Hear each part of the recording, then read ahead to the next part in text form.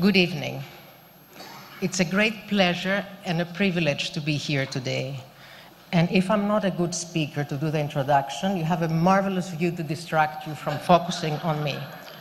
So, Your Grace, representative of the Ecumenical Patriarch Bartholomew, U.S. Ambassador, Vice Mayor, distinguished guests, welcome to the Stαύρος Nιάρχος Cultural Center for the first event that we're organizing in collaboration with the American Community Schools Athens and the Fulbright Foundation to celebrate our 70th anniversary. In fact, this very week, Monday, April 23rd, was 70 years since the signing of the treaty that took place back in 1948. Since then, more than 5,500 Greek and American citizens have received scholarships to travel and study in each other's country. One of the facts that is probably lesser known is the fact that for the first 2 decades, Fulbright has awarded more than 2,500 grants to Greek citizens to attend some schools that were affiliated with the US, namely in Thessaloniki, Anatolia College, an American farm school, and in Athens, Athens College and Piers. So we count many, many friends in both countries. Fulbright scholars have become the best ambassadors and the ones that comprise actually this bridge between the two countries, between the United States and Greece. We look forward to celebrating many more years and creating programs that last for a very long time. The Fulbright grants are essential, and we work to invest in such a way that they all have a multiplier effect. You would see today and tomorrow during the program that a number of the participants are actually also Fulbright scholars, and we're delighted to have that. The idea is today to stimulate some discussion, food for thought, provoke more ideas on how do we redesign our educational systems to create students and citizens that are globally minded, civically engaged, and ethical individuals. We do not just want leaders, we want people that are responsible and people that are really equipped with global skills to work in different countries.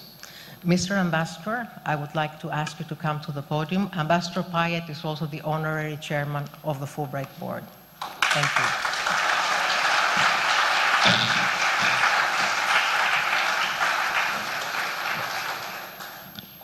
Thank you very much, Artemis. Thank you for inviting me. It's great to be here to address such a distinguished audience of educational leaders. I'm really impressed by the high quality of the program you've put together and your focus on the importance of developing educational systems that will enable students to become productive, responsive, civic-minded global citizens. It's a fitting place and a fitting topic as we mark the 70th anniversary of the Fulbright Foundation here in Greece. It's also great for me personally to be back at the Stαύρος Nιάρχος Cultural Center, which I find to be such an inspiring beacon for the kind of possibility that Greece today offers.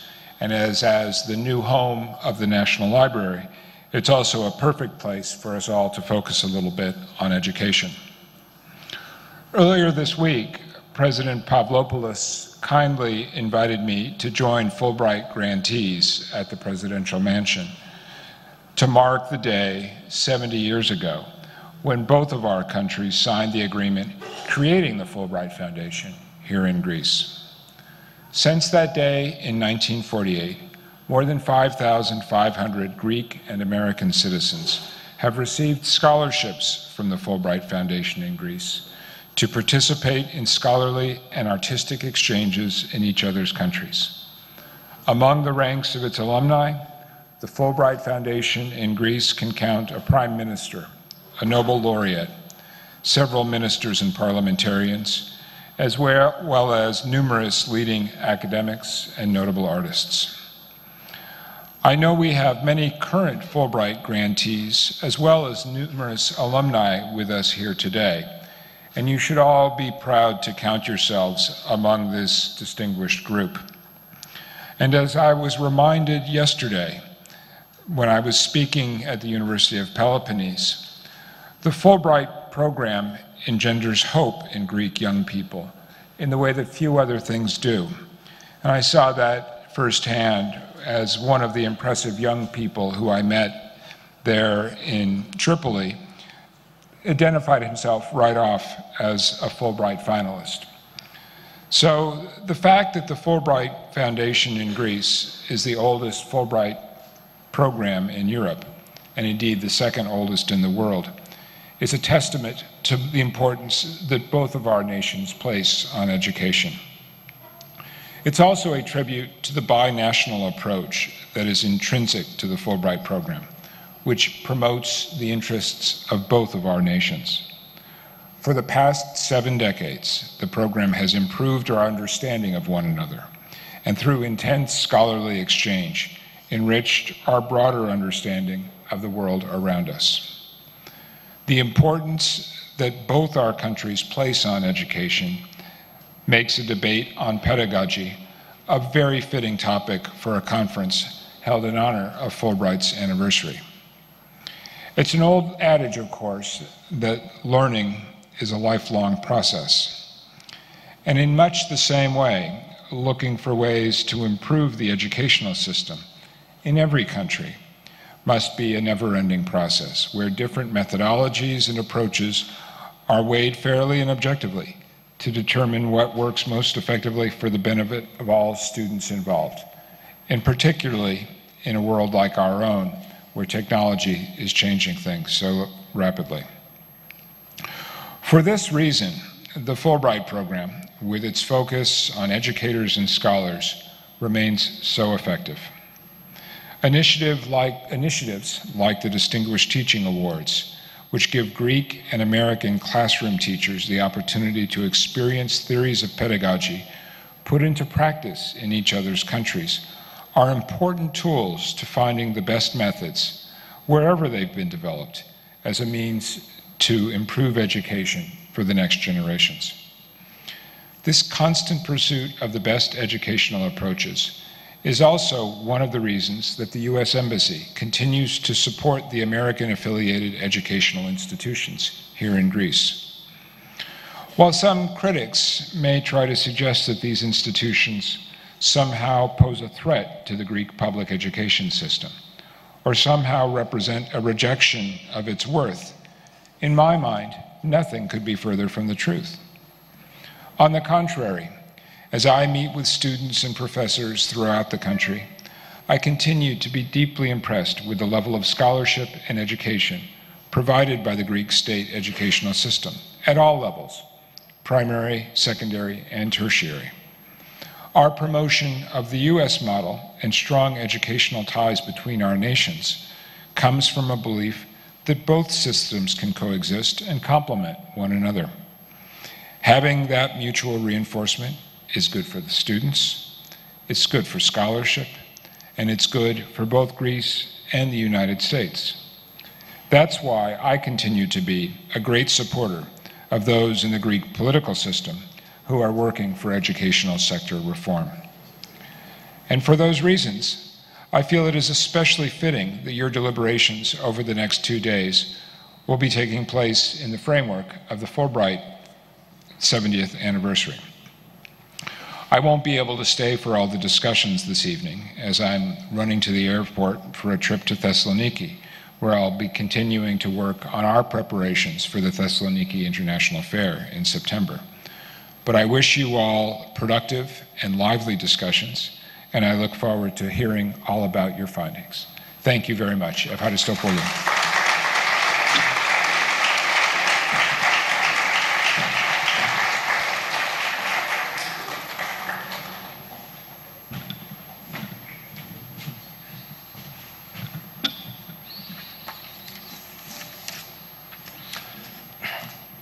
Hello, Mr. Ambassador, honored guests, Your Holiness.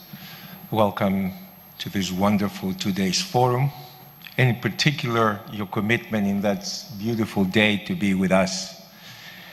We also want to welcome you on behalf of another American institution that exists for 75 years because of a wonderful bilateral agreement between the United States and Greece with a manifestation of lifelong learning, where we can reinvent, if you want, and repositioning terms such as ethos and aristia, and that's why these are universal concepts.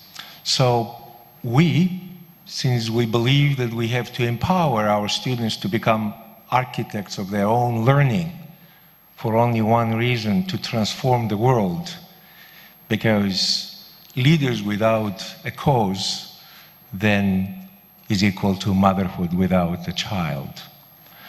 So the next 2 days we will have the privilege to discuss what are the necessary, if not sufficient, changes that we might want to see, not only in educational systems, but also systems away from the traditional educational systems, in order, on one hand, academic institutions to produce tomorrow's global citizens with ethos. On the other hand, new entrepreneurs, they will be able to welcome these global citizens in order to move up in a new business reality. Therefore, we don't want our graduates to become really trapped in a workforce mentality, but we want them to be enhanced from the local beauty and the rich culture as they understand global relations.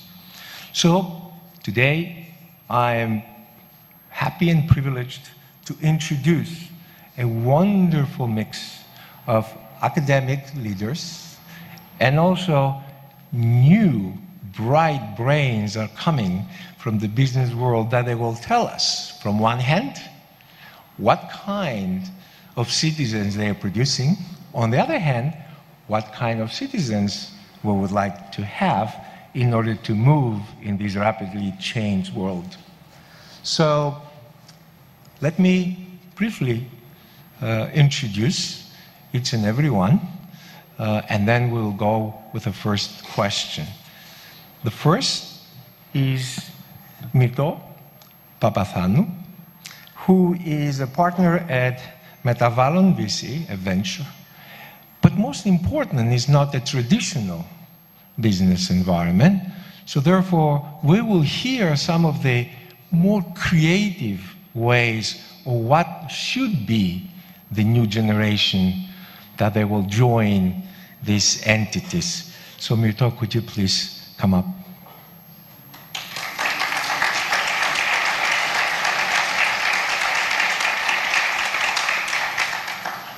It is my great pleasure to welcome one of the mentors, I can say, Dr. Alan Goodman. Dr. Alan Goodman is the president of the Institute of International Education, but most important, this is a man with thoughtful actions, because we can't change the world with words, but only with actions. Dr. Goodman, could you please come and sit in the second chair?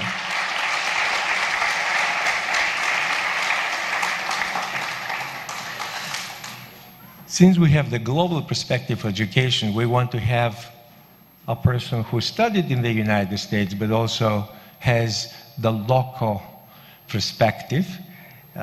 Dr. Maria Capsokefalou, the Vice Rector of the Agricultural University, who decided to spend several years getting the doctorate degree in Ithaca at Cornell University, and then come back to Greece and really tell us what she acquired in a beautiful person and the beautiful ways that we can transform to our students. Dr. Capsokefalou.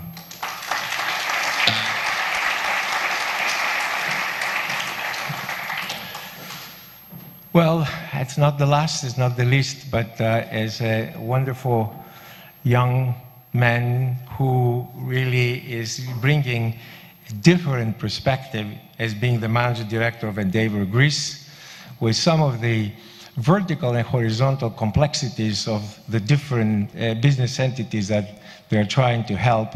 And he's going to give his perspective, not necessarily only in the higher education, but also some of the elements on the vocational education. And please welcome Haris Makriniotis.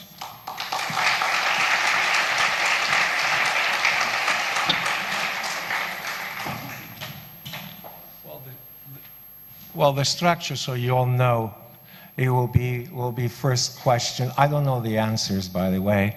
So it will be one question, then everyone will take about 4 minutes and 30 seconds to take a position, and then comes the second question. And if we do very well, and we be on time, then we might open questions for the floor, okay?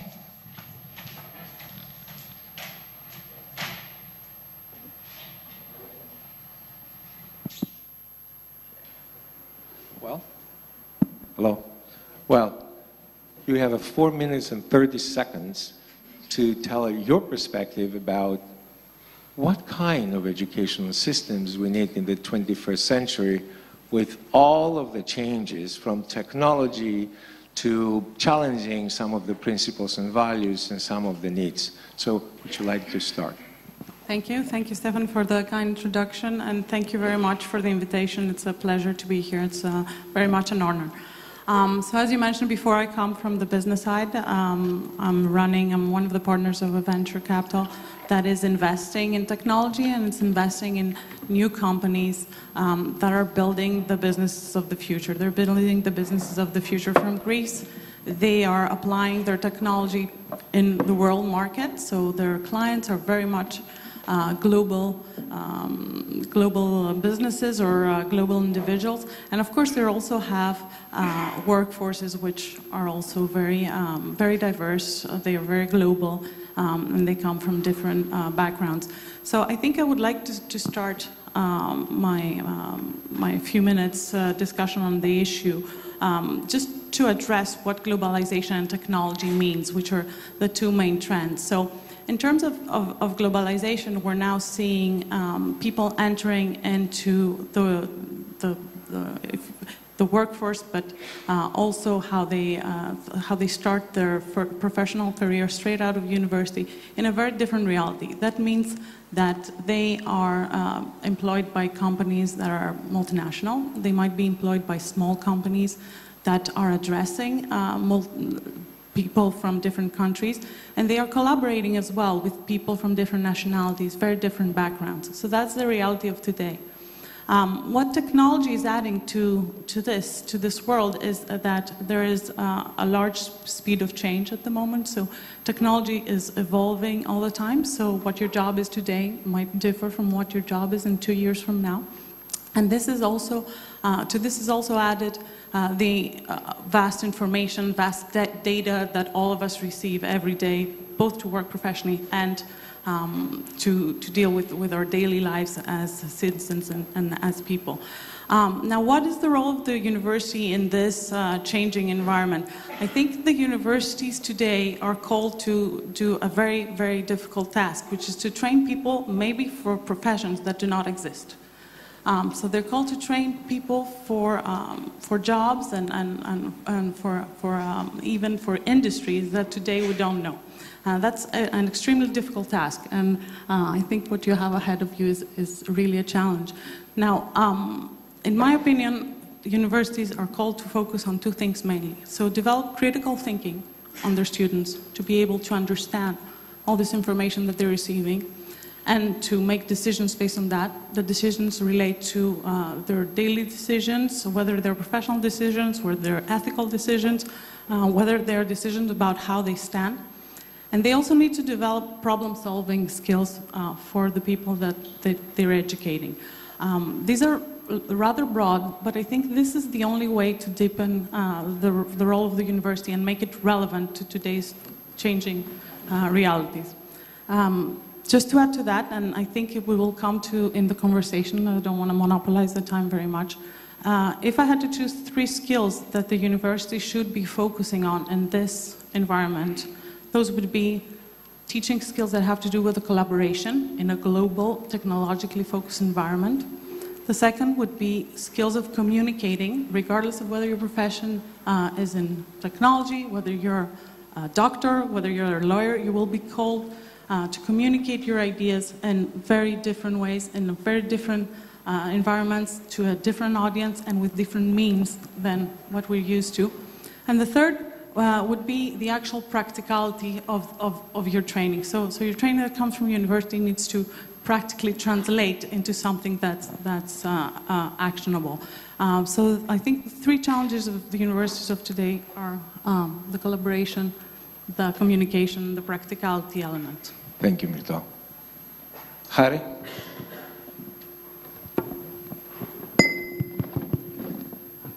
Hi, and thank you for the opportunity. So what we see in the business world in Greece and beyond, every business and every employee right now is faced with a double reality.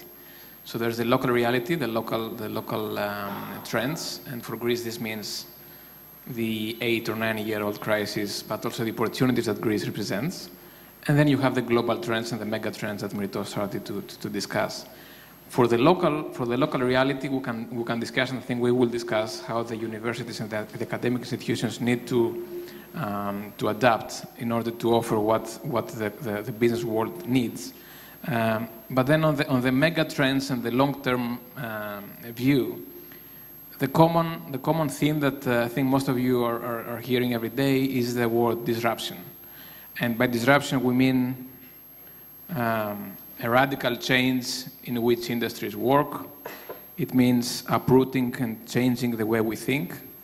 And it means displacing of an existing industry and companies. And this is what Uber did in transportation. This is what Airbnb is doing and has done in hospitality. This is what Revolut or TransferWise does in the banking sector, or Amazon in retail. And the common denominator of this disruption is the fact that it never comes from the incumbents. It never comes from the already established players. And the main reason for that is that they don't really have the flexibility and the freshness to reinvent the way they operate.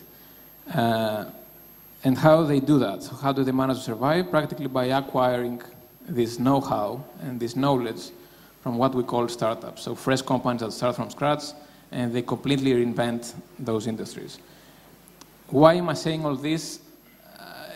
The reason is the following. We're being asked how the universities need to restructure themselves, but I think that's a wrong question to answer, or at least it does not cover a big part of the reality. And why is that? Because the education system as a whole, the education industry as a whole, will go through disruption itself. So we're not talking only about restructuring. We're talking about a completely different way the education system or the education industry will work over the next years.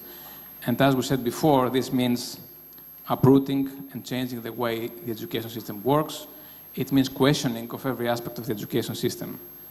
And again, as we said before, typically this does not happen through the incumbents. And in this case, the incumbents are the academic institutions themselves. These are the universities. So what the taxi companies are for Uber is the universities for the new education system. So they do really need to work on much more than restructuring, on much more than adaptation in order to survive. And so closing this short intro, for the local reality, for what happens in Greece or for what happens in the region or for the next few years, we can discuss about how universities can change, but for the longer term, we do need to discuss how the universities need to reinvent themselves. And most likely, as it happens in most sectors, reinvention does not often come from the universities themselves, but it may come through acquisition or through external knowledge or through a startup that is now being born somewhere in the world. Thank you, Harry. Thank you. Dr. Goodman.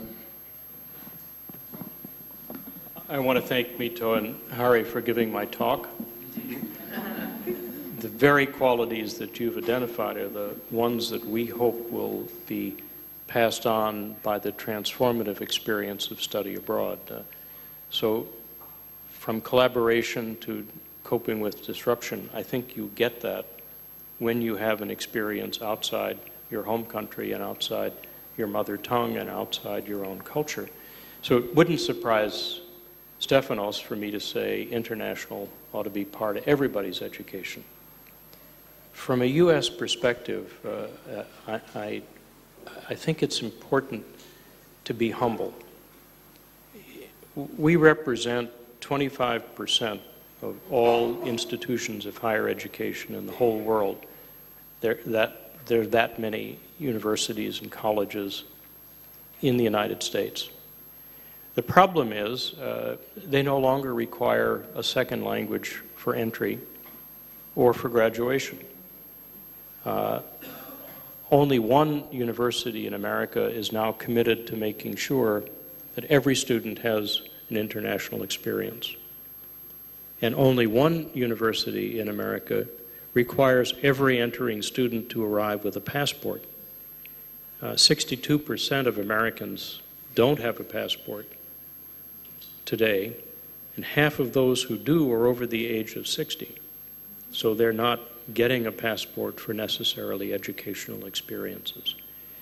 So we need to not only redesign but reinvent, as Harry said, what we think the role of international is in our colleges and universities. And because this is focused on practical, for us the practical takeaway is everybody come with a passport, everybody make a plan to use it.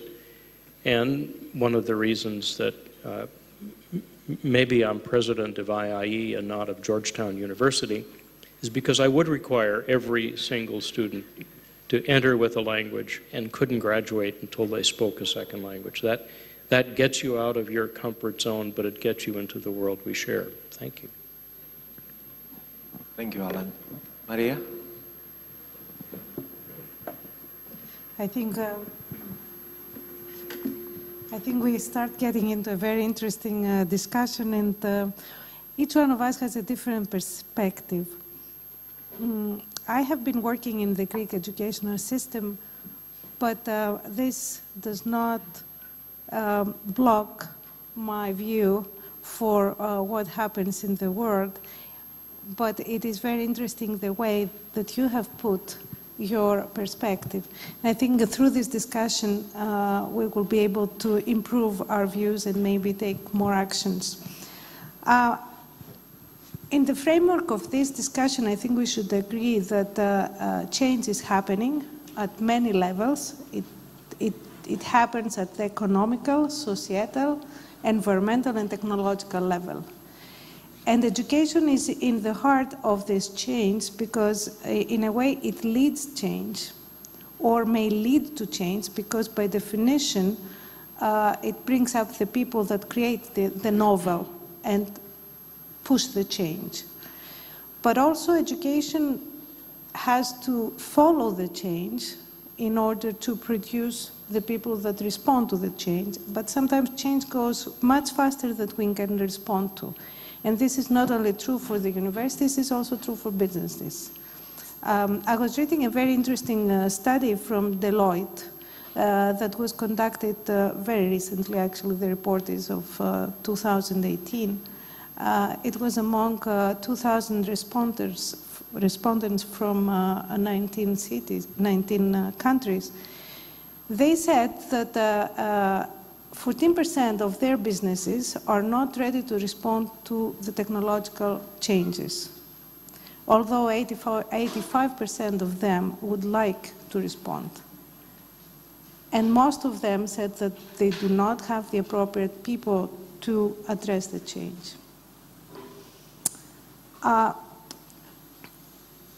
Change, as I said, is very fast. Since 2 years ago, we started talking about the fourth industrial revolution, Industry 4.0. This requires a robust technological education. So universities should remain, my opinion is, very focused to their first purpose, that is to educate in basic, applied, new knowledge. But on the other hand, they should prepare their graduates and prepare themselves. Our researchers are part of this world and professors are part of this world, and we must collaborate, we must create the new environment We must respond to the new skills. These skills are also changing. There is a study from the World Economic Forum that shows that within the next 5 years, 35% of the skills that are now important will change. Still, the responsibility is on us to respond to the change. And us, the universities, are part of a greater educational system that includes also other levels of education and also non-formal education, that is peer-to-peer learning, long life learning, on-job training. We must respond to these new skills, and we must create an environment that fosters ways to cultivate the skills. It is a difficult problem because there are many restrictions. We have lots of excuses to cite for not doing as much as we should do. But as a matter of fact, we have the challenge to do so. The most important skill, according to the same study of the World Economic Forum, is complex problem solving. And the third one is creativity. So us, educators, must be able to lead by example and show this complex problem solving within a creative way. So we are here to build on this creativity. Thank you, Maria.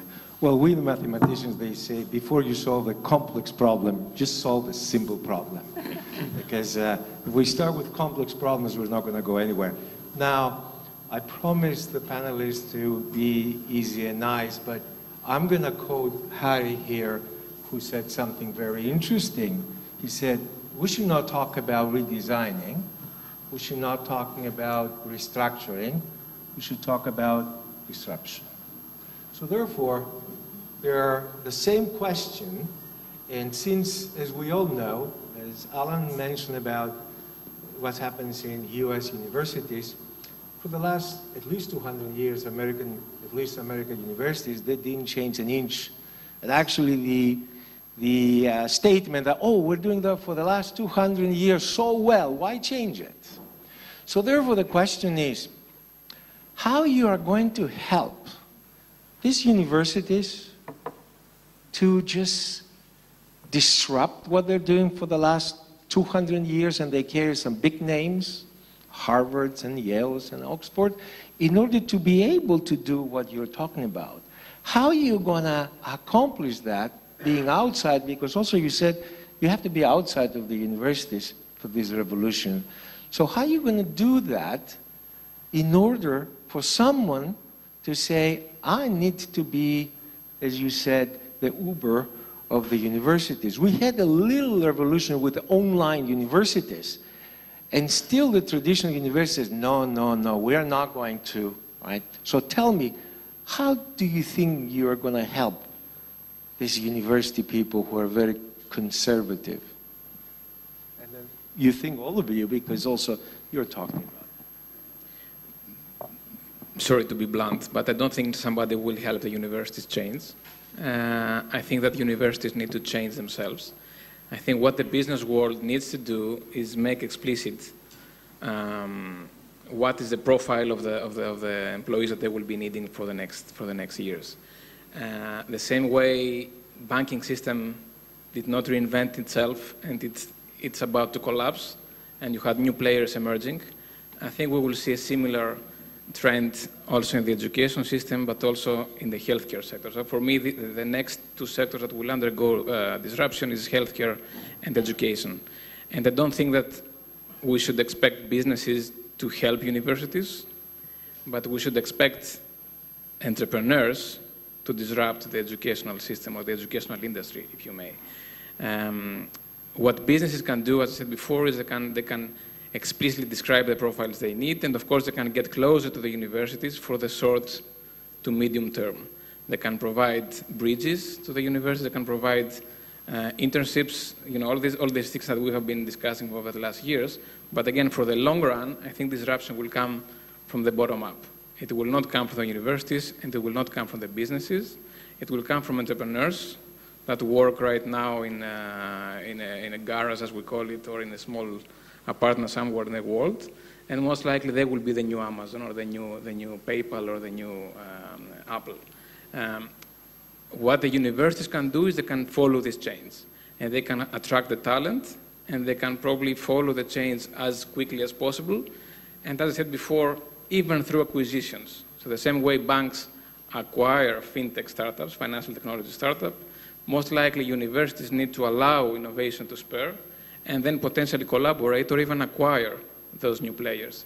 And as I said before, in closing, online courses is not disruption, it's innovation. And for me, innovation, disruption is not exactly the same. Disruption means questioning everything about education. Do we really need 3 or 4 years at the university? Do we need the classroom? Do we need teachers? Or maybe artificial intelligence can do everything? Do we really need students? So it's questioning the very basics of the educational system. So education system, universities and businesses can work for the short to medium term, but for the longer run, I think we should expect entrepreneurs to jump in. Yeah, it's a great question. I think Harris is putting in the disruption element very strongly. I want to share a story about a company I was reviewing this morning for investment. So what this company does is that it tries to use artificial intelligence, so what is known as chatbots, to learn, to teach kids English. So essentially what you do is you download the app, and there's a bot that starts asking you some questions, what level you're at, what kind of use you will have for the language, if you want to learn British English or American English, etc. So I actually downloaded the application and started playing with it. And this is essentially substituting teaching, not at a higher education, of course, but teaching a foreign language. So it is, in a way, disruption that is already happening. Or these are things that maybe are not into the higher education system yet, but these are new technologies that are coming in and are affecting the people, are used on learning. And these people will, even if there's no radical disruption, they will go into the universities and expect some of the things that they have been using, some of the things that they use socially, because a chatbot that communicates through Messenger is piggybacking on users' experience chatting with their friends, or using emoticons and using short videos and actually how people communicate in real life. So I think the role of the university is to try to be open to those technologies, try to be open to introducing new ways.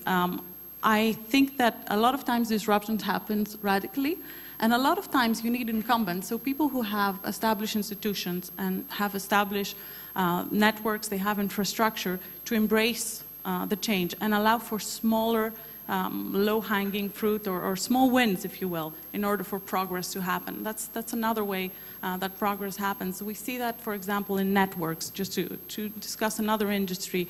It's very difficult for companies that are experimenting with 5G technologies, etc., to have the investments that has been made in terms of the big incumbents like Ericsson or Vodafone or whoever. However, they can use these networks that have been built and create technologies that are more relevant, they're more agile, and they're just what the world actually needs. I think it can be the same in the educational system.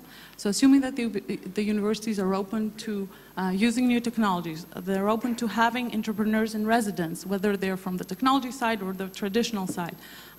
They are open to working more with case studies. I know it happens a lot in the US.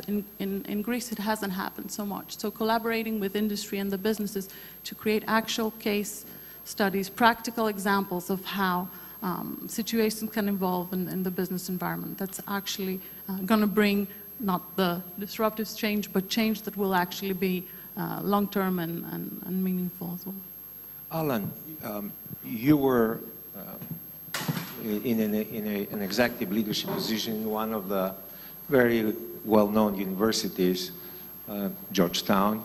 So from your perspective, how is it possible that, especially in universities that they enjoy worldwide recognition for years, and still you have hundreds of thousands of applicants who really want to enter the doors to say, you know what, I'm going to start something that I have no idea where it's going to take me.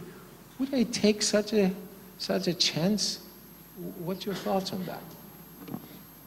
I'm very optimistic about how universities are already changing from within, and the very good news is it's starting with the faculty and not at the top. I think it has to be a bottom-up experience, and faculty and students together are becoming interdisciplinary. Departments and the authority of departments are beginning to erode, and the boundaries between the disciplines is beginning to open, loosen, and to blur. And I think that's where you're going to get collaboration, you're going to get disruptions that lead to innovation, and it's already happening before us, especially in the top 100 universities. Secondly, many universities realize they have to answer the question, what are we doing for society? And so they're embracing global challenges, whether it's managing water, which is not any country's problem, but every country's problem, or air, or breast cancer, or other forms of disease and illness. Universities are saying, maybe in the next 6 years, we should solve this problem. And as they embrace those challenges, it's interdisciplinary, it's faculty and students working together, and it's putting a premium on searching for those kind of applicants that are just the kind that you describe. And the other thing that I think is helping to create this change is the terrifying prospect that by the year 2035, 50% of all the jobs in the world will no longer exist. If it were 100 years off, if it was going to take another planet being discovered, sending a person to the moon, that would be way off. But 2035 is so close, and universities are realizing that they have to prepare people not for the world of today, but for a world we hardly can anticipate. And that's also causing this disruption, and it's causing it in admissions offices, it's causing it in boards of trustees, in presidents' offices, and most of all, in the faculty. So, Maria, you also have some local realities, which are different than an independent university in the United States or in Hong Kong or in Singapore. You are under some umbrella. How is it possible that we can do either change or transformation, or even if you want to be harder than that, disruptiveness? So what is your perspective on that? I guess your question is, how can you respond to change when you are restricted by laws, by financial crisis, by societal priorities that may not be yours? I guess this is your question. Well, that's your statement, yes. So I just said the local realities. Okay.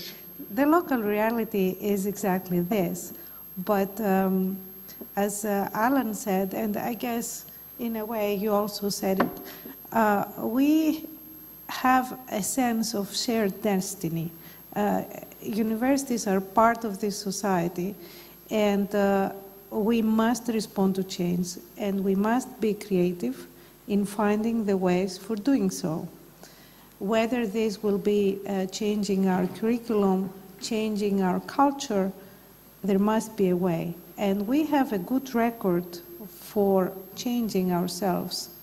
Not drastically, we are not into the disruption mode, but we have made small changes that have paid off. We have better collaborations with the business world. We are introducing entrepreneurial courses and cases in collaboration with institutions such as the Stock Exchange. We have mentors from the business world.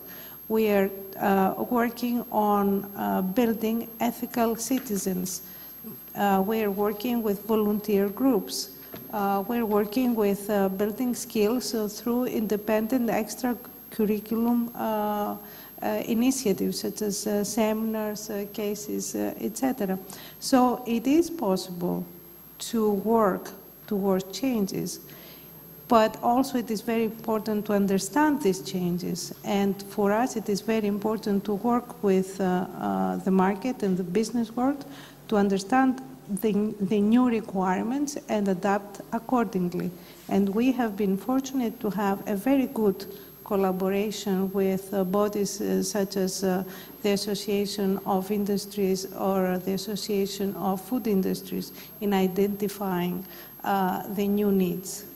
And I will repeat, we all feel in a country of economic, in the middle of economic crisis, or maybe towards the end of an economic crisis, whatever your perception is, we have been fortunate to have this sense of shared density, and we have been helped by other institutions in creating new value that comes back to the society. Let me ask the same question from two different perspectives.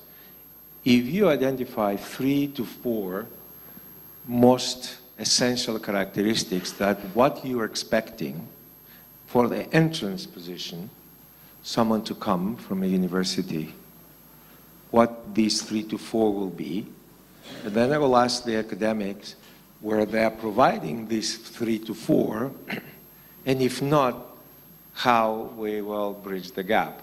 So that's about, and I'm talking about undergraduate, let's not go to the graduate, because that will be the next question about the graduate, how you expect the middle level positions and characteristics. So what there will be 3 to 4 for you with all major characteristics for someone who comes for an entry-level position and you're looking for? What will be this? So I think that comes back a little bit to my opening statements, but I'll just try to be a bit more practical and give some examples of that. So again, I think the 3 things that is expected when you're entering, so on your first job, the 3, let's say, most desirable characteristics would be the collaboration, communication, and practicality skills. Now, I have to say that the Greek universities provide a very solid technical or the formal, let's say, education. So people are very strong in terms of having a deep knowledge of their understanding. They're not necessarily strong in those 3 things. So I'll give an example from a collaboration. So you have people coming out of the best schools from the the Athens Technical University and the NTUA.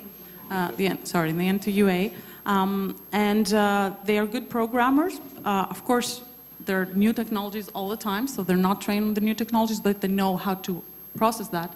But they have not learned at all how to collaborate in groups. So when, let's say, you're writing code, you have to collaborate with a number of people, maybe remotely, again, and you have to create different versions. There are tools for that. There are tools that are market standard tools, like using Excel or using Word or PowerPoint, but these are not taught. This is a gap. This is a serious gap that needs to be filled by the businesses. That has not been done by the university. I think there could be steps made towards that direction, where you're developing collaboration tools and ways for people to work together on specific tasks and how to manage that. That would greatly facilitate the process for the business, and of course it would add a lot of value to the employees. The second is the communication side. So I think it would greatly help if universities took a more active role in trying to make people more sensitive into how they should be communicating to different stakeholders. And that's another challenge of technology, that a lot of young people hide behind their phones or their screens, and that's how they communicate. In the real world, a lot of times you have to communicate with people that have very, very different backgrounds. They have different expectations, and they are thinking something that's not necessarily wrong, but it's different. So encouraging people to get outside of their comfort zone, communicate with people that do not have the same training or life experiences than them. And Alan mentioned people traveling, people knowing another language, people actually going, going outside of their proximity is an asset. So I think that's very interesting. And just the third one, again, like practically being confident into executing what's in front of you. I think a lot of graduates come in their first job expecting that they will be solving the macro issues, like redesigning the strategy of the company, or, that's not what's going to happen. So at first you need to learn, you need to execute, you need to help your team, you need to progress your product or whatever it is that you're working on, and then with time comes evolution. So just being more practically focused on what you do on day one. Harry? Taking a step back, I think that there should be a complete redesign of the way the university admission numbers and the allocation of admission position, I don't know what the term in English works, because we made a study last year, and it seems that we counted every subject and every school in Greece, university school, and we found out that 55% of the university graduates, or of the positions at the universities, do not correspond to what we call growth or productive sectors for the Greek economy. We still have social sciences and humanities as the top subjects and the top fields and specialties in the Greek education system. One of the fastest growing in terms of positions available schools was theology between 2016 and 2017. And I'm really wondering if what is really important, the most priority area right now for the Greek economy is theology itself. So we saw reduction in the number of admitted students in engineering schools, and we saw a steep increase in theology schools, which I think it's not really rational. So after that, and also we have 4% of the total graduates in what we call ICT or technology or developer positions, which is really low. Technology and developers and software engineers is one of the very few sectors that have a negative almost unemployment in Greece right now. So we should really invest and reallocate the slots of the education system. So after the admissions, I fully agree with what Myrto said before. The number one skill that entry positions require is execution ability and whatever comes with that. So it's reliability, attention to detail, following deadlines, communicating and working with teams. And in teams. We do not really expect, I think none of the businesses that we work with expects a graduate to know everything or provide the best solution in terms of content or engineering or whatever, but we do require, and they do require, what we call execution ability. Flexibility, of course, taking initiatives, being creative, but above all, being able to execute. And that's a problem not only for the entry positions, but overall for the Greek economy, I would say. We're great at thinking big and making big dreams, but we're not really good in putting them into action. Well, we heard that collaboration. Now, I always was wondering, and as a dean, as a provost, I had trouble with the boards, because I said, all of the lives of the students, they take exams by themselves. The grades are individual. Even a long time ago, publishing an article with someone else, it was not acceptable for promotion, right? And then it is forbidden, I guess, to get a joint thesis for your PhD. So then for all of these 20 years, we learn individually grades, ACT, SAT, ABC, and now you come out from this education system and you want them to collaborate. So how, is this a schizophrenic situation? What do you think, Alan? I used to do all the grade appeals at Georgetown for the graduate program, and we had a requirement that students had to work together in teams and were graded as a team, and they all got the same grade. And all the appeals were, well, she didn't work as much as I did, he didn't work as much as I did all the work I should.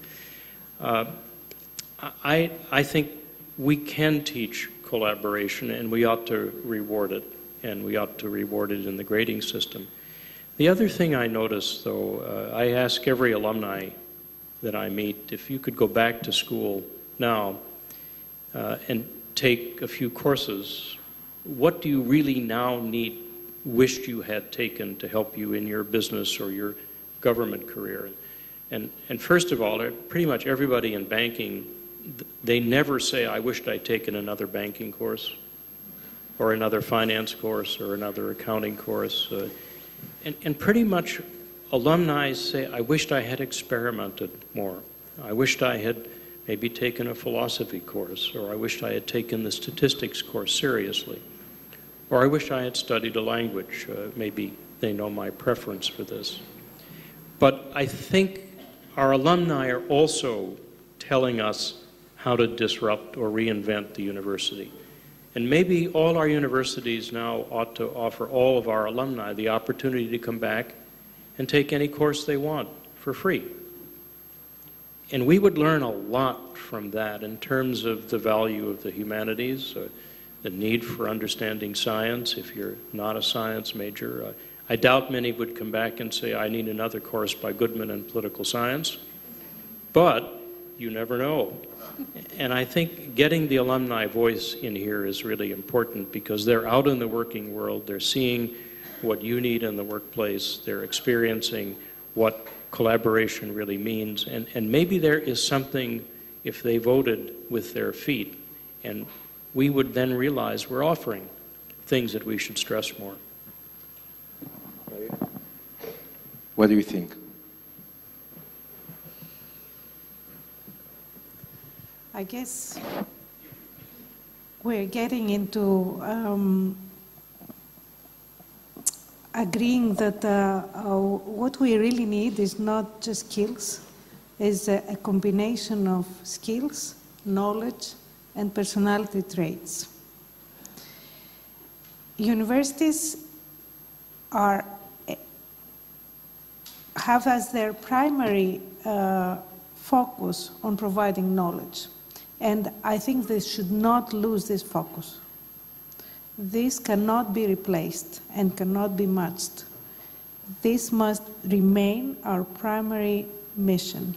But then, adapting into the new skills and creating personalities that are responsible and able to respond to the new jobs, this is also a very, very important task.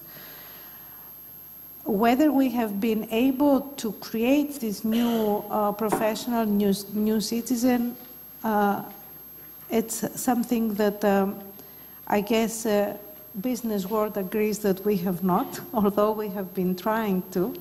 At least we are assured that we are in the right direction because we have introduced a different way of educating our students. My daughters are at NTUA and are participating in many homework, teamwork homeworks, and are presenting them. We have introduced at the Agricultural University of Athens a lot of courses that are on communication, scientific communication, both in undergraduate and graduate work. And we have been working also with seeing how our science will be used by the ones that need it, that is the farmers or the industry.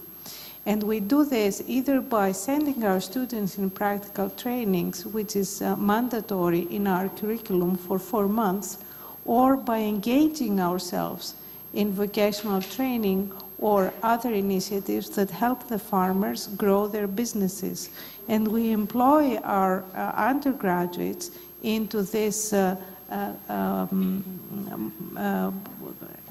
multi-skill teams to do this. So we have been trying towards the direction of creating this new professional, new graduate that has both the knowledge and the skills and the personality. But I think it's also very important to also consider, again, the term educational system is not just the universities that can do all this change by themselves. It is very important to have this communication channel open with the business, because an important part of this complex solving of the complex problem solving, the decision making cannot really happen just in the universities. It can happen only in the real world. And I think this is something that we must work on together. If I just may add to what you're saying, and first of all, I agree full-heartedly that there have been enormous steps made in the Greek universities the last decade towards becoming closer to the industry, closer to businesses, allowing for internships, for vocation training that you mentioned, closer ties, etc. There's still a long way to go, but undoubtedly there's been challenge. There's been a lot of progress. What I want to introduce in the discussion, because we've been discussing universities and businesses as standalone, is other institutions or other activities that are happening in the student's life in their university's years that are also helping to bridge the gaps. I'm mainly discussing about volunteer opportunities and being involved in different initiatives that do not have to do with your formal education, but it is a part of who you are as a student, who you're becoming. Again, from the business perspective, the best undergraduates we hire have utilized their university years to also get exposed to different things. They have been organizing TEDx events, they have been active in the city of Athens, they have done some other form of volunteering, whatever their interests are, and they have been very, they have positioned themselves as active citizens, and in the process they have acquired very valuable skills. They have acquired the skills that we're talking about project managing, delivering value, dealing with other people, trying to create a project and have a real result. And these are people who are necessary. And I think it's the university being open to such activities. I don't know if they can be formally introduced, because I do agree with you that knowledge has to be the core of the university. But being open to those activities, embracing them, bringing them closer to the university itself also helps very, very much in what we're trying to achieve in terms of bridges. We are very proud to cite a number of initiatives that do happen in our university, and I guess in other universities as well. On Saturday, you're all invited to the TEDx AU Athens, the first AU TEDx event.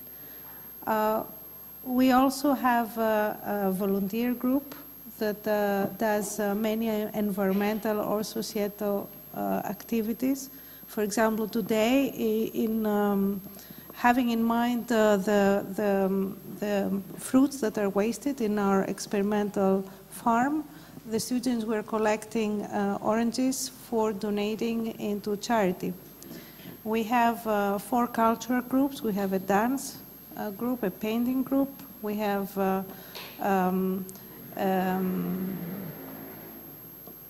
music group, a photography group. We also have a hiking group. We have athletics. About 1/3 of our students take part in these activities, and they have been able to bring back a new culture of doing things in the university, a very rich cultural student life. Now, for our audience, the reason we're not discussing elementary, middle school, and high school education is because tomorrow here there's going to be another exceptional panel that they will discuss that, because the temptation is to say such principles, they're not starting at the age of 18. Socrates says by the age of 6 you develop your personality, your character. But now, Harry is the trouble because he gave me this word. I want now to switch. We didn't plan that. Now I want to switch. You be the 2 academics, and you be from the business world, and give each other 1 or 2 suggestions. Yes.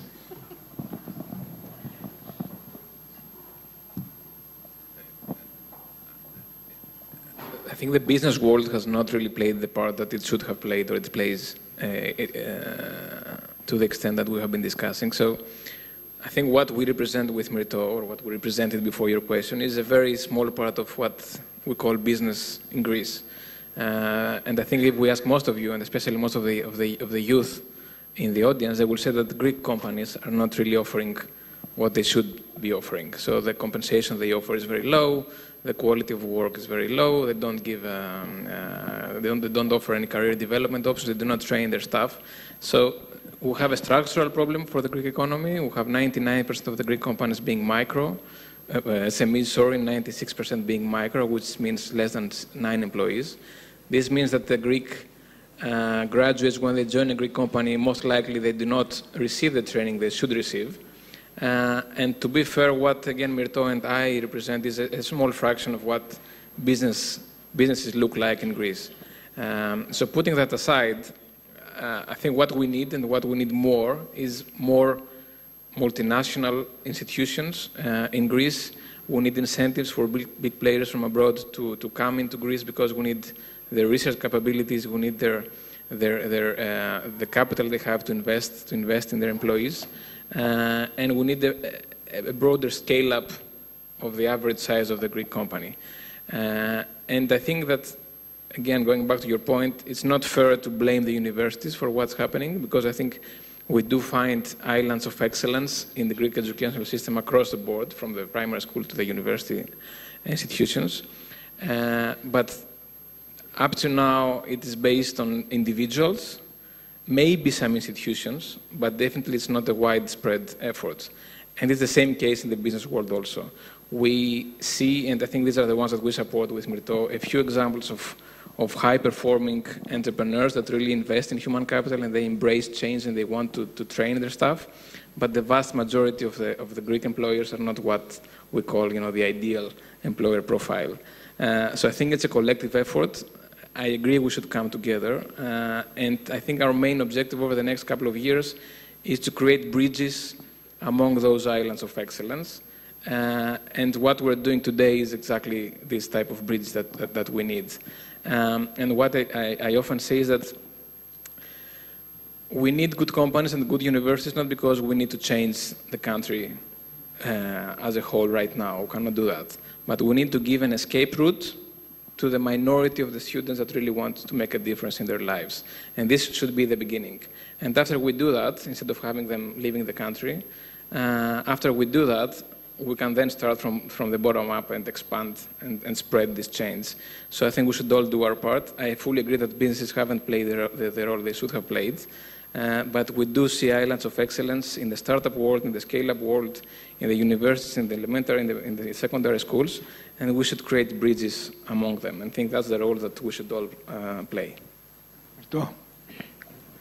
It's a difficult question, but I'll try to answer it. So I think if I were from the academia side, I would ask the businesses, what steps are you taking to convince graduates that the old model of doing business in Greece is dead?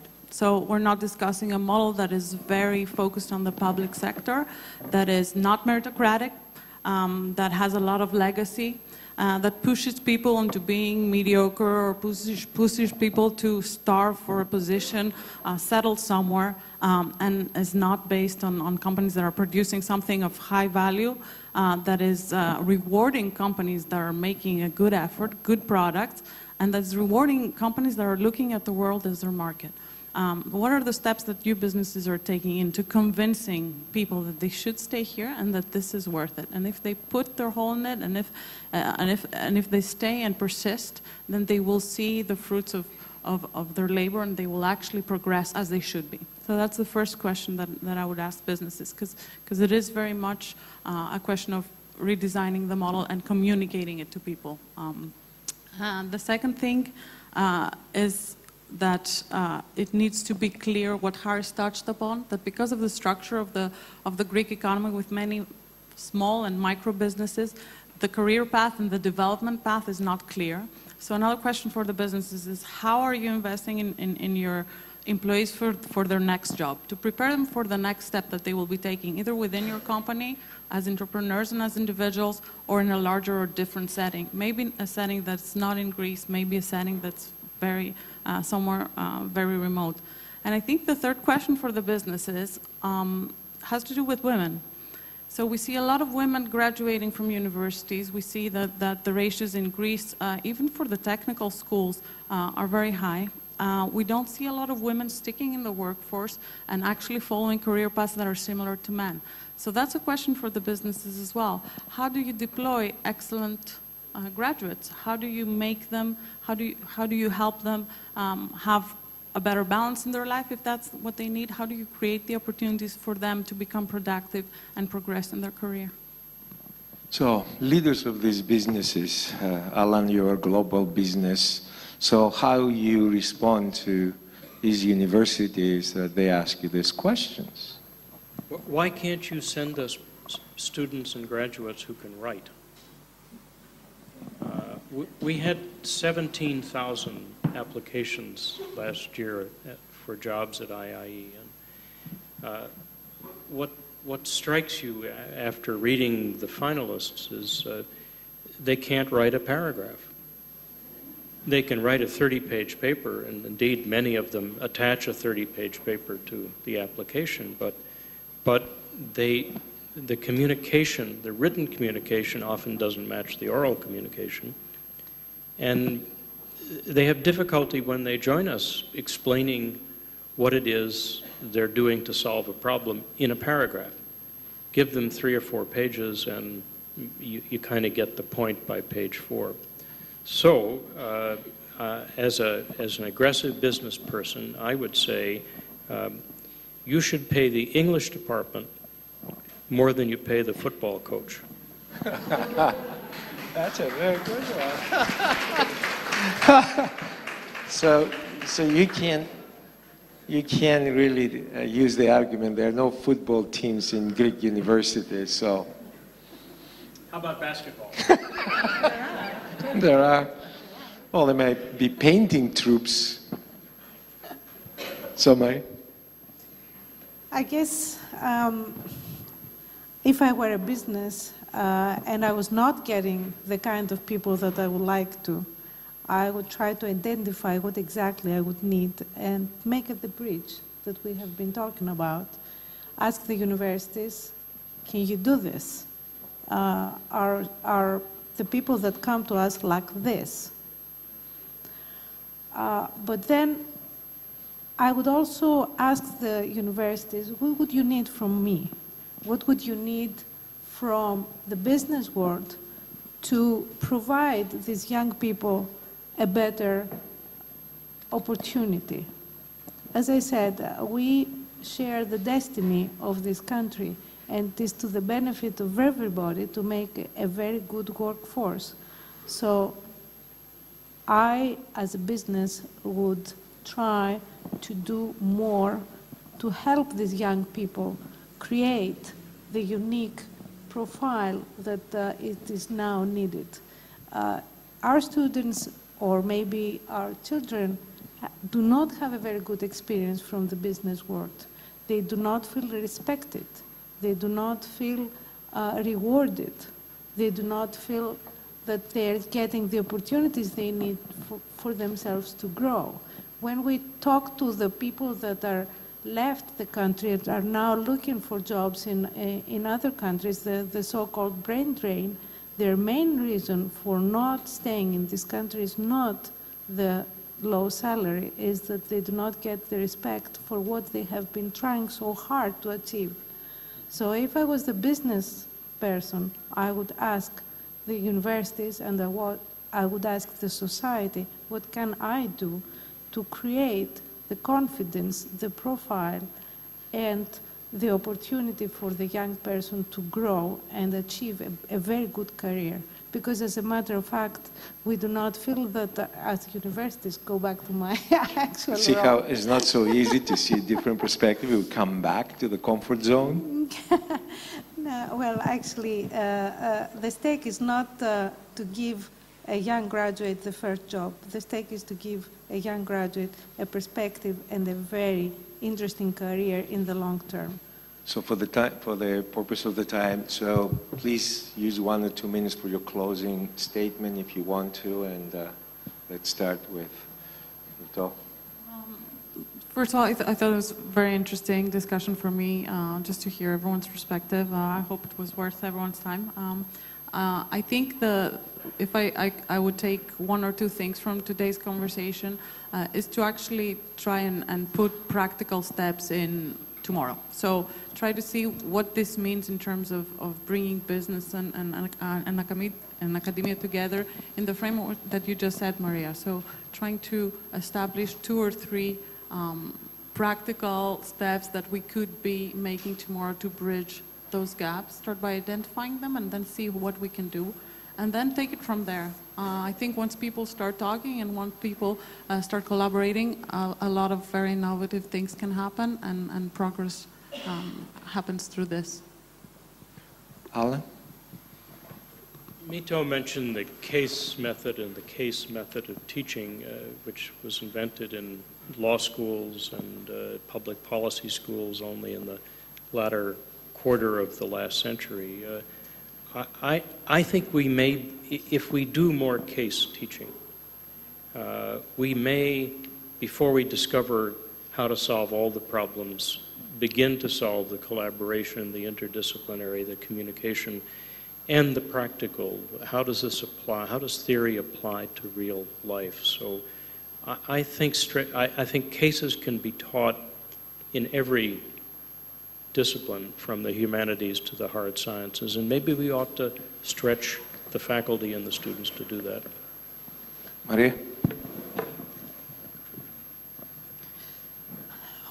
Well, I was trained as a nutritionist.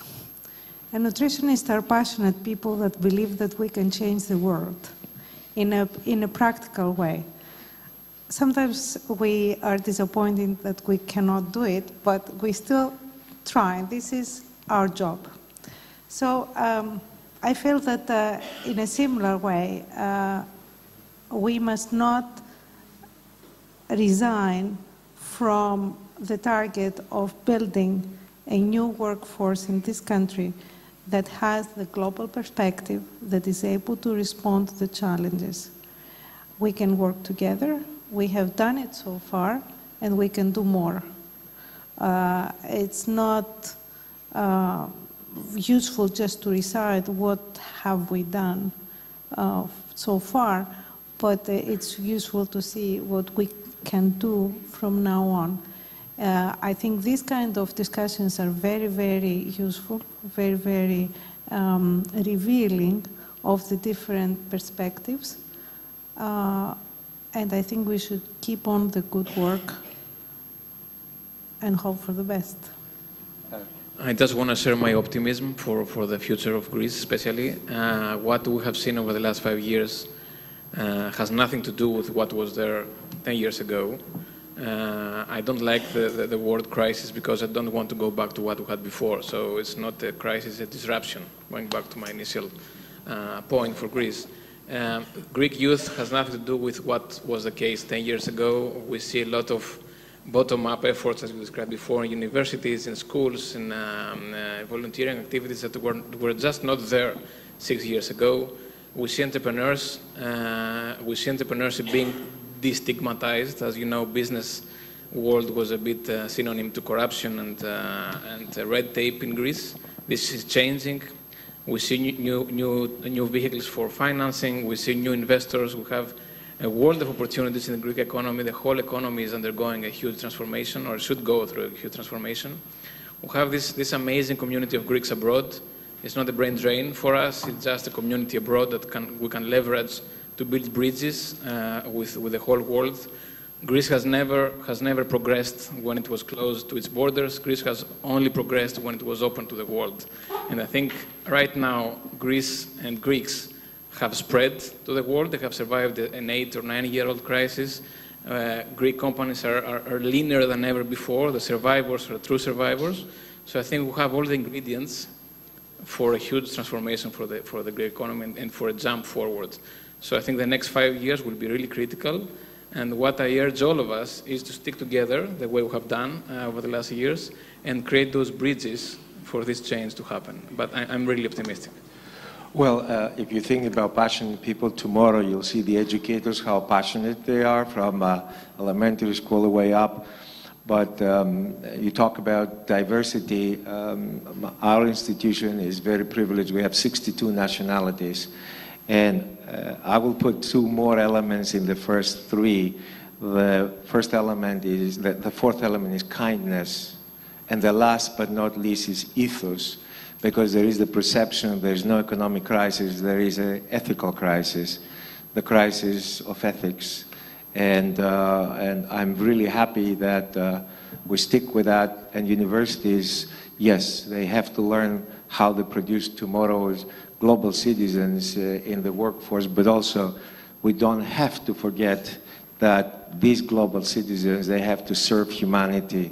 And in order to serve humanity, you have to have your ethos. And by the way, it's very simple, because we find that internationally different perspectives, they have something in common. Whether we call it A or B or C, the commonality is that I know what is the right and I know what is the wrong, and therefore I only need to be architect of my own learning in order to transform the world. So this is just a couple thoughts, and by no means we pretended to give answers to all of this, but I hope we are stimulating further conversations, and I hope that tomorrow you will be also attentive when the educators, all passionate, they're going to talk about these little creatures of the elementary school and the middle school, how they're going to become the university students that we want, and then the global business leaders. Please thank our panelists.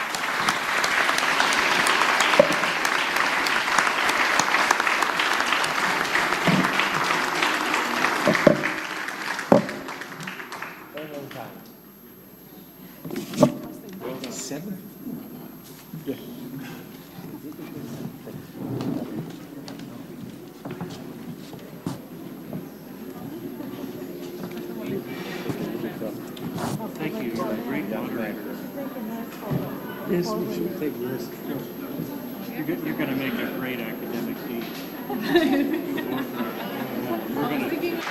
And I can say that I feel privileged from my work at the Fulbright Foundation, along with my team, to having had the opportunity over the years to meet tremendous students, academics, and teachers. Some of them are here with us this evening.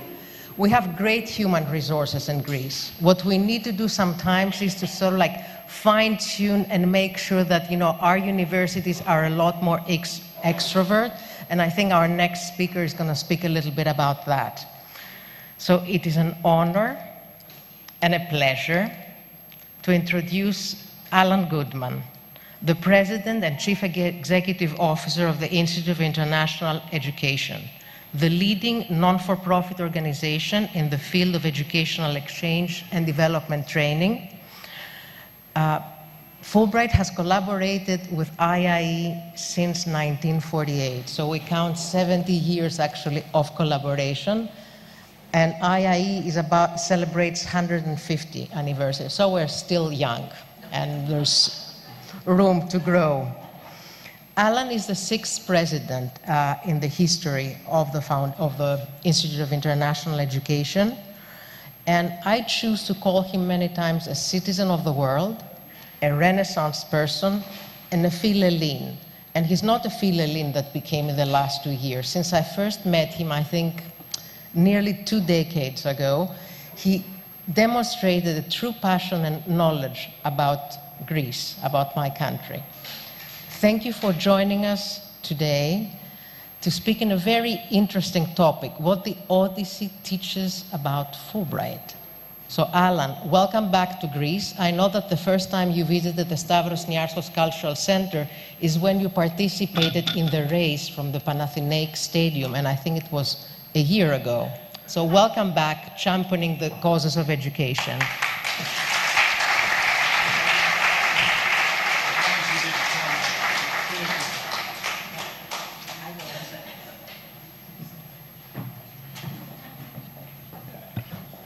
Artemis said she was not going to reveal the finishing time that I achieved in the race. But she also had very good advice for anybody speaking at the end of a long day. What a fabulous view out there. You can't look too much out that way, but if what I'm saying doesn't begin to make sense and you begin to look that way, I'll know to get back on track. There are a couple of very special people I'd like to recognize. First is Cheryl Francisconi, who is our representative to the EU based in Budapest.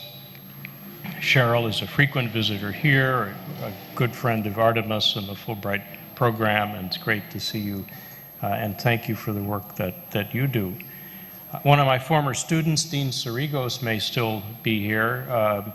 He took the Foreign Service exam, set a Chamber of Commerce up, worked for Stefanos at ACS, and is now a journalist. So I'm anxious to ask him when we meet for coffee tomorrow, what course did he wish he would have taken at Georgetown, and what did he need to build his career. And another person that really is a treasure of Greece that needs to be recognized is a very distinguished medical professor who served your foundation for many years. Effie, I'm afraid I really need to recognize you, and I hope you won't be embarrassed, but we participated in the G7 meetings together a couple of years ago in Berlin, and Effie spoke so compellingly about the impact of the economic crisis on Greek universities, and how many professor spots were vacant, how many students were left without courses. And I thought about what she said, and on the plane coming back, I drafted a letter to the Nyiarchos Foundation saying, why don't we create a diaspora fellowship program to get Greek Americans who speak Greek, after all, to come back to Greece to teach the very courses that had gaps that Effie had identified in our meetings. And it turned out I was seeing the foundation like 2 days after returning. I'd sent them the letter more or less on landing, and I walked into their office in New York and they said, "It's a great idea, you've got the grant." And it all started with Effie sharing with all of us what was happening in your country, and how we as educators might be able, as global educators, might be able to fill the gaps. So I'm really indebted to you, as is Greece, and I know the foundation is as well. Thank you, Effie. Thank you.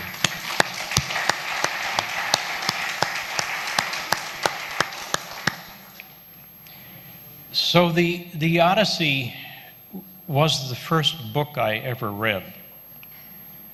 Now, as a high school student, I tended not to do what I was told, and when I was given a reading assignment, I tried to do just the bare minimum and skim the pages at that.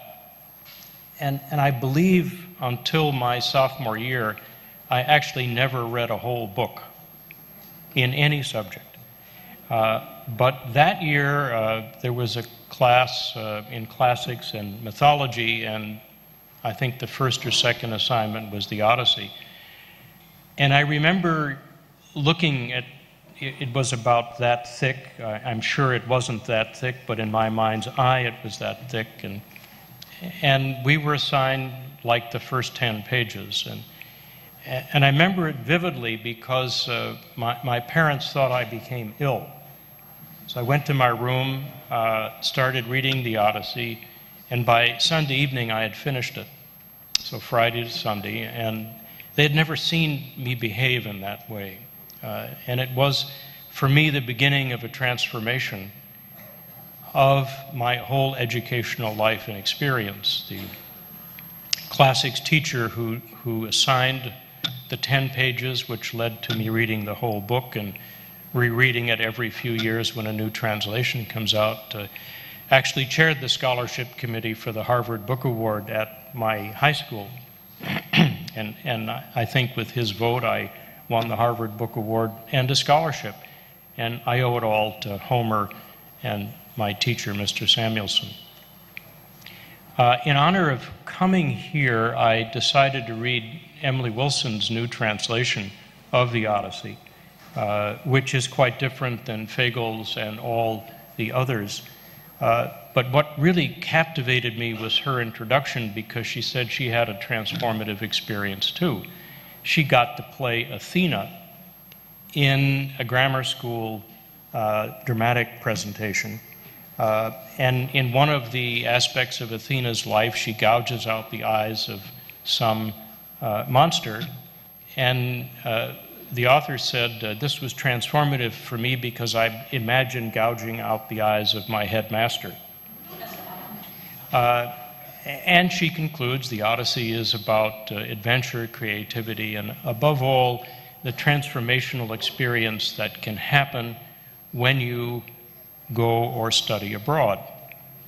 I've always liked to think that Homer really has given us the first account of the first study abroad experience, and that is Odysseus's experience in the Odyssey. And from that perspective, the role of study abroad, the role of transformation, the role of taking yourself out of your culture and comfort zone and encountering many different experiences is what I think Fulbright is all about, what these 70 years have been all about, and what the next 70 years will be all about.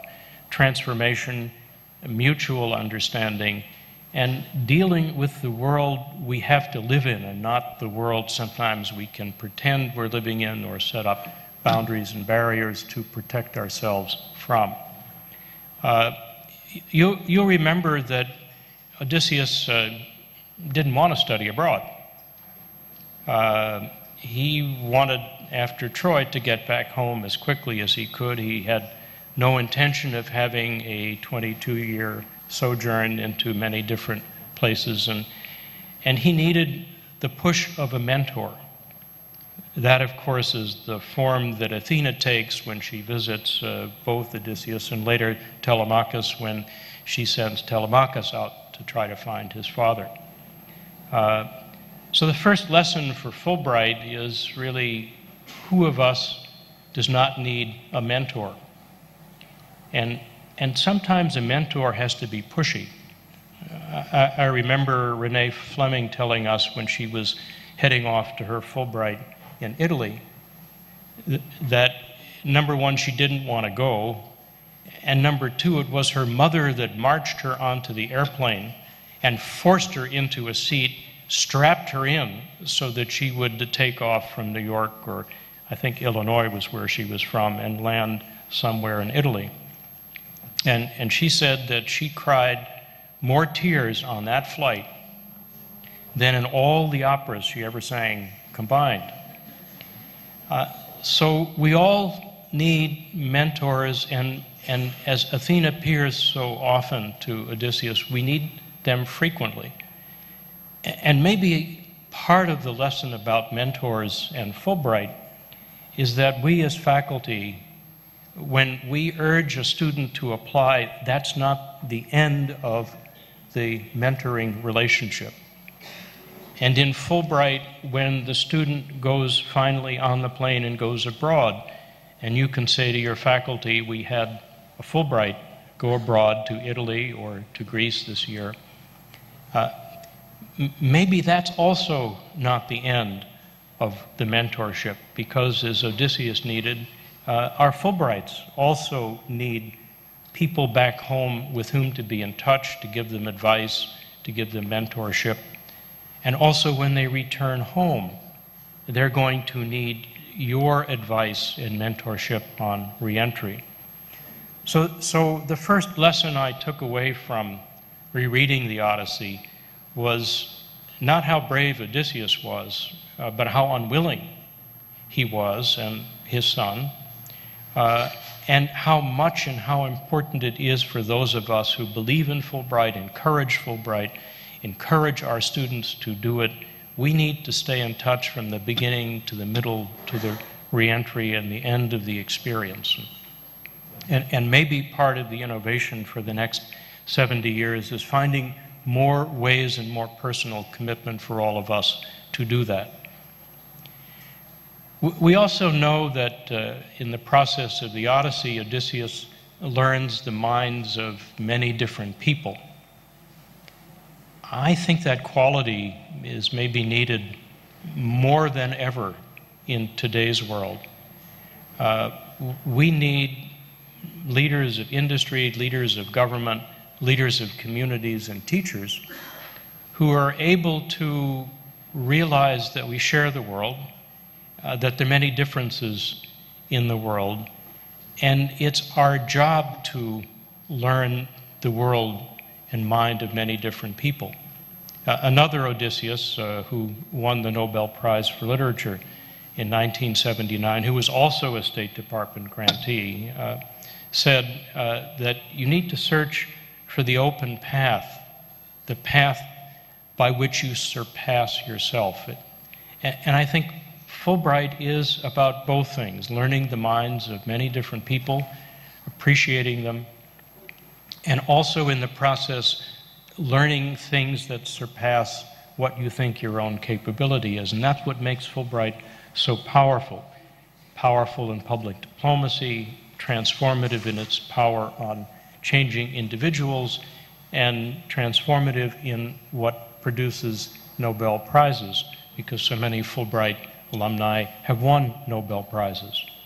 Often when I talk with them, they'll say, the idea that led to the Nobel Prize, I learned on my Fulbright in somebody else's country, in somebody else's lab. And all of knowledge acquisition, I think, ought to be that way, that you can't feel or be complete unless you've experienced, learned in another setting, with another idea, with other people. There is another dimension to learning the minds of different people, which also serves this era very, very well. There are indeed different people that are adversaries. And there are genuine monsters in the world that destroy countries and destroy their own people.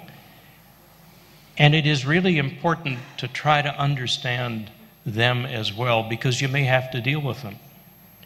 One senator that is a great champion of Fulbright has told me many times when he travels abroad, and particularly when he's on a mission for the president to deliver some very bad news, or to meet with an adversary, maybe a long-term adversary, maybe a new adversary, he'll say, you have no idea how helpful it is to go into those difficult meetings when the person across the table says, I had a Fulbright, or my children studied abroad in your country, or a relative or a friend had the experience of studying your country on a Fulbright or something else.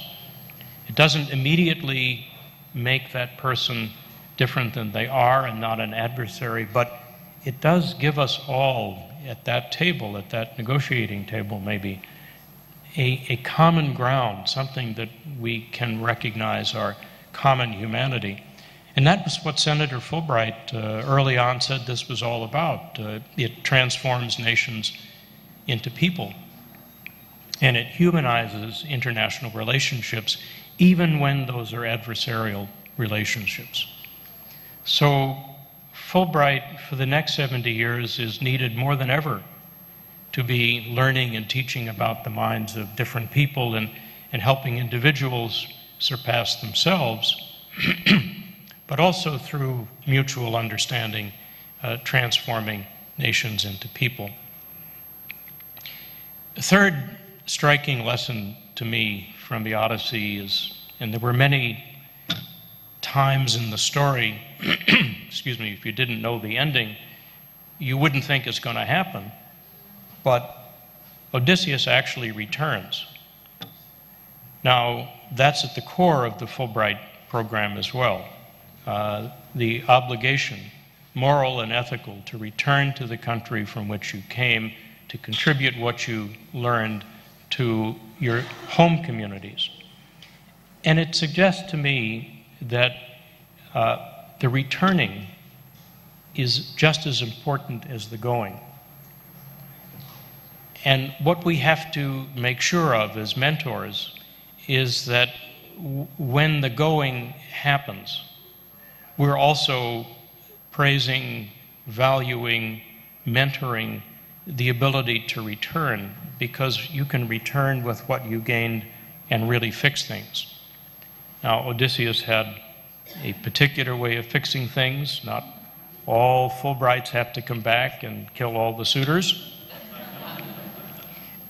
But the impact of this program on the Fulbright ethic and the Fulbrights that return changes the world we share and makes the world we share a much less dangerous place.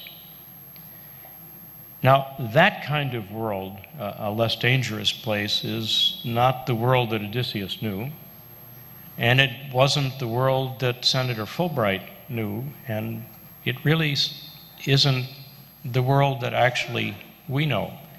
There's safety and security concerns nowadays everywhere. As I mentioned earlier, there are genuine monsters in the world doing monstrous things. And the world, as it evolves, maybe is going to be challenging for some period of time ahead. No one government is going to fix it, no one leader is going to fix it, no one country can fix it. And Fulbright is sailing into waters that may be as rough as some of the seas over which Odysseus sailed. But its value is all the more important because, like Senator Fulbright and the founders of the Fulbright program, the striking thing is that it has managed to operate in bad times just as well as in good times. It is really easy when there's the brotherhood of men and women and everybody loves each other and there's no more wars. But that's not the world of the past 70 years, that Fulbright has strengthened itself and strengthened the world by finding always a way to make educational exchange possible, always a way to expand the space for mutual understanding. And so those qualities that represent Fulbright in the past 70 years make it even stronger for the next 70 years. Now we know Odysseus was skilled in polytropos, the ability to contend with many forces. I'd like to think that Fulbright is the same, and IIE is the same. What we've learned in your 70 years, our 100 years, is the ability in bad times, just as much as good, to make it possible for all of the things we aspire Fulbrighters to represent to continue to grow and expand. And maybe your program is blessed also by the presence of mythical and heroic figures like the goddess Artemis, who actually is relentless in her hunt for innovation, for resources, for excellence. Because Fulbright can't exist without the commission directors. It can't exist without the staff that put this evening together, tomorrow's program together. And they all possess this quality, the years we've known each other, of whatever the rough water was, whatever the political dynamics were, you always found a way to expand Fulbright. And I think that time may not be an adversary when it comes to Fulbright, but it may strengthen Fulbright because it's had to deal with so many contending forces. If you remember Tennyson's own writing about the Odyssey in the poem Ulysses, he ends by saying we're made weak by fate and time, but we don't want to stop to strive, to seek, to find. I'd amend that in the Fulbright's case. We're not made weak by fate or time because we are striving, seeking, and finding. And maybe that is Fulbright's gift to us all for the next 70 years. Congratulations, Fulbright. Thank you.